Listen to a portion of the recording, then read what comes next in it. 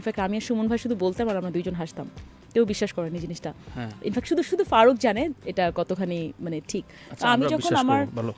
আমি যখন so literally আমি এখন বলছি যে আমি ব্যারিস্টার সুমনের সাথে কিভাবে আমি জয়েন করলাম। আমি যখন হাইকোর্টে এনরোলমেন্ট হয়েছে আমার, তখন তার আগ পর্যন্ত আমি কেস টু কেস বেসিস শুধুমাত্র আমি জাজ কোর্টে যে প্র্যাকটিস করতাম। তার আগে আমি কখনো হাইকোর্টে যাইনি। পরে আমি যখন আমার যখন এনরোলমেন্ট হলো হাইকোর্টের, তখন আমি অনেকের সাথে কথা বলছিলাম যে আমি হাইকোর্টে প্র্যাকটিস করতে চাই, কার সাথে প্র্যাকটিস করবো, এবং আমি এমন একটা চেম্বারে ঢুকতে চাচ্ছিলাম যেখানে কোর্টে এসে প্র্যাকটিস করা লাগে। আমি কোনো খুব একটা শোষা একটা চেম্বারে বসে থাকবো আমি এরকম চাচ্ছিলাম না। সুমন ভাইয়ের সাথে ডেফিনেটলি ব্যারিস্টার সুমন হিসেবে ওনাকে আমি চিনতাম, বাট ওনার সাথে পার্সোনালি আমার কখনো কথাও হয়নি, ওনার সাথে আমার ফেসবুকেও ছিলাম না। সো এরকম করে তাকায় দিয়ে কি জানলার ওই সাইডের ভিতরে হল রুমে আমাকে একজন এরকম করছে, দেখি ব্যারিস্টার সুমন। আমি হাই বললাম কি তখন আমি যে ওনার সাথে কথা বললাম, সুমন ভাই কী অবস্থা, কেমন আছেন, বলি ও তুমি কি মানে এনরোলমেন্ট তোমার হয়েছে কি না বললো। তখন আমি বললো কি যে তুমি যদি চাও তুমি কিন্তু আমাদের এখানে এসে কাজ করতে পারো। হ্যাঁ, সুন্দরী বলে এবং সবকিছু না সুন্দরী বলে না, ট্রাস্ট মি, উনি এখন পর্যন্ত আমি যতদিন কাজ করছি উনি আরো 20 জনকে বলেছে। এবং আমি যদি 21 জন হয়ে থাকি, আমার দেখা মানে আমি আসার পর থেকে আই এম দ্য ওয়ান যে রেগুলারলি আসে। আমার মনে হয় না, মানে আমরা যারা আছি, সুমন ভাই তো অবশ্যই, বাট অন্যান্য যারা আছি আমরা অ্যাসোসিয়েটস প্রত্যেকেই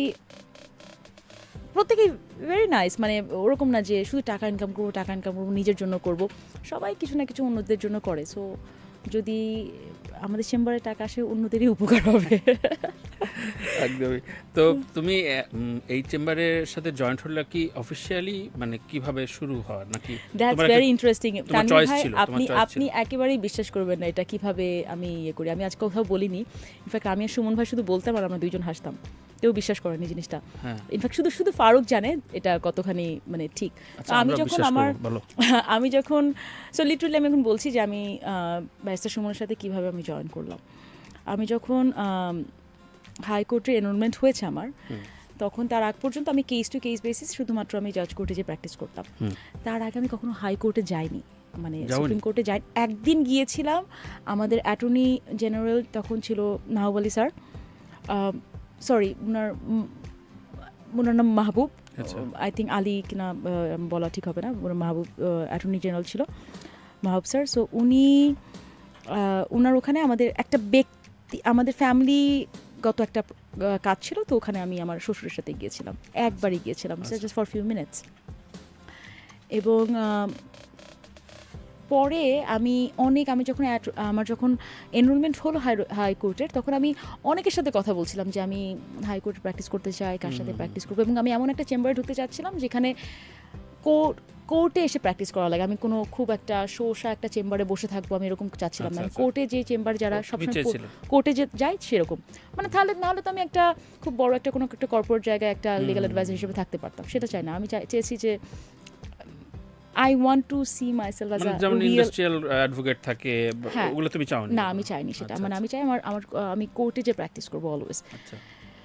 তো সেখান থেকে যাকেই বলি, আমি চিনি অনেককে, বাট আমি না কোনো প্রপার রেসপন্স পাচ্ছিলাম না, মানে সব কিছু মিলে হয়ে উঠছিল না, কোনোভাবে হয়ে উঠছিল না। এবং আমি চাচ্ছিলাম যে কোনো বসকে তোমার ভালো লাগছিল না? না এরকম কিছু না যে অনেকের সাথে মানে আমার মনে হচ্ছিল যে আমি যদি যাই কোথাও খুব বড় চেম্বারে জয়েন করি, তাহলে সেখানে আমার শিখতে আরও 5 থেকে 10 বছর লেগে যাবে। মানে তখন হয় কি, ড্রাফটিং করাবে 5 বছর, ফাইল টানাবে আরও 2 বছর। সো আমি চাচ্ছিলাম যে এখানে আমি যেন আমার মেধাটা ইউটিলাইজ করতে পারি ওখান থেকে। তো ওখান থেকে আমি অনেকের সাথে কথা বলেছি, কোথায় কার সাথে কথা বলবো, কি করব। ট্রাস্ট মি তানভীর ভাই, আমি আমার ফ্রেন্ড অনেক থাকা সত্ত্বেও, অ্যাডভোকেট থাকা সত্ত্বেও আমি কারোর কাছ থেকে কোনো গুড রেসপন্স পাইনি। মানে সবাই চিন্তা করতো, আচ্ছা ঠিক আছে পিয়াকে যদি অ্যাসোসিয়েটস হিসাবে নিই জিনিসটা কেমন হবে, ও তো এমনিতে মডেল, নেগেটিভ হবে কিনা, মানুষ বেশি কথা বলবে কিনা, দ্রুত এগিয়ে যাবে কিনা, মানে অনেক ধরনের নেগেটিভ চিন্তা ভাবনা, মানে সব কিছুই আমার থেকে বেশি অ্যাটেনশন পেয়ে যাবে কিনা, সব কিছু এরকম ছিল। তো আমি যখন বুঝতে পারছিলাম, আই ওয়াজ ভেরি ফ্রাস্ট্রেটেড যে কেন এরকম মানে জাস্ট বিকজ আমাকে দুইটা মানুষ বেশি চেনে বলে বা আমার অন্য আরেকটা প্রফেশন আছে বলে যেটা লাইমলাইটে আছে, এটা এই কারণে কি আমি আমার এই জায়গাটা ক্রিয়েট করতে পারবো না? তো ওখান থেকে আমার একদিন জাজ কোর্টে একটা কেস ছিল, শেষ করে কাউকে যখন পাইনি আজকে যা হবে হবে, আমি আজকে হাইকোর্টে যাবো, যে দেখে আসবো অ্যাটলিস্ট। আচ্ছা, ডিটারমাইন্ড মানে আমাকে কাউকে ফোন দিই, কেউ ফোন ধরে না। আমি কয়েকটা লয়ারের সাথে কথা বলেছিলাম যে আমি আজকে আসবো, কেউ তখন ওই সময় ফোন ধরে না। তা আমি তখন জাজ কোর্টে ঢুকে হাইকোর্টে ঢুকে প্রথমে আমাদের হাইকোর্টে যারা অ্যাডভোকেট তাদের একটা ব্যান্ড পড়ে।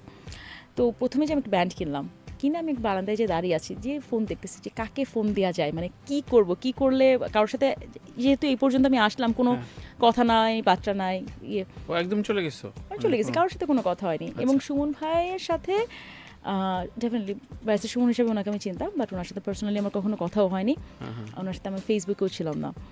সো এরকম করে তাকায় দেখি কি জানলার ওই সাইডের ভিতরে হল রুমে আমাকে একজন এরকম করছে, দেখি ব্যারিস্টার সুমন।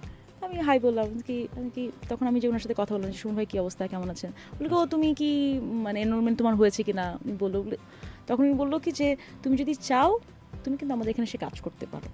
উনি অফার আছে। হ্যাঁ, সুন্দরী বলে এবং সবকিছু না না না সুন্দরী বলে না, ট্রাস্ট মি, উনি এখন পর্যন্ত আমি যতদিন কাজ করছি উনি আরো 20 জনকে বলেছে। আচ্ছা। এবং আমি যদি 21 জন হয়ে থাকি, আমার দেখা মানে আমি আসার পর থেকে আই এম দ্য ওয়ান যে রেগুলারলি আসে। উনি শুধু বলেছে বিকজ না এটা পারফেক্ট চয়েস। আমাকে যখন বলেছিল আমার মনে হয় কি it's a opportunity for me. উনি যদি হেসেও বলে থাকে, এমনিও বলে থাকে, I should grab the opportunity. আচ্ছা আচ্ছা। এন্ড তখন থেকে আমি তুমি হ্যাঁ বলে দিলা আমি জি আসবো। এবং ওনারা আমার যতজন অ্যাসোসিয়েটস ছিল প্রত্যেকে শিওর ছিল যে আমি 2 দিন পর থেকে আসবো না, বিকজ এত বাসা দূরে আমার, এতক্ষণ এসে কাজ করা, প্রতিদিন আসা, প্রত্যেকে শিওর ছিল আসবো না। ফাইন, আমরা একটা বিরতিতে যাব। তার আগে ব্যারিস্টার সুমন, আমিও তার ভক্ত, কিন্তু একটা বিষয় আমার কাছে খুব অপছন্দের মনে হয়েছে, উনি এমপি হওয়ার পর ওনার সংবর্ধনায় বেশ কিছু ভাইরাল পাবলিককে উনি নিয়ে, যেটি প্রয়োজন ছিল না। ব্যারিস্টার সুমন আসলে অন্য উচ্চতায়, কিন্তু সেখানে তো পিয়া জান্নাতুল অ্যাজ এ সেলিব্রিটি হিসেবে খুবই রিকগনাইজড একজন পার্সন, তাকে কেন পেলাম না? নাকি তুমি একটা সংবর্ধনা হয়েছিল তার এলাকায়, মেবি অনেকে গিয়েছিল, আমাদের তথাকথিত ভাইরাল তারকারা গিয়েছিল এবং তাদের নিয়ে। আমি যাইনি কেন? হ্যাঁ, তুমি যাওনি? না আমি যাইনি কেন, বিকজ আমার বাচ্চা ছোট, তো ওখানে আমি যে যাব সে কারণে আমার যাওয়া হয়। নাকি কলিগ বলে তোমার যে আগের স্টারডম সেটাকে খাটো করেছে? না না না একেবারেই না, ওইটা একেবারেই না। সত্যি কথা বলতে তানভীর ভাই, আমি সবসময় চেষ্টা করি এক্সট্রা অ্যাটেনশন যেন আমি না পাই।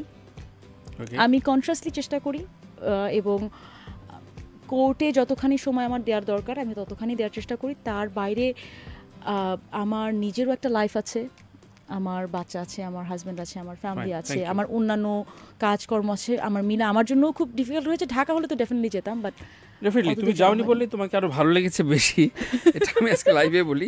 এবং সুমন ভাই সমালোচনা করেই বলছি, এটার কোনো দরকার ছিল না। যে মানুষটি সমস্ত মিটিংয়ে বলে যে আমার জন্য চাঁদা তুলে কখনো সংবর্ধনা দেবেন না, তখন তাদের এই যে তথাকথিত ভাইরাল সেলিব্রিটিকে নিয়ে সামহাও হয়েছে, সেটি সুমন ভাইয়ের সাথে যায় না। Jungle FM 94.4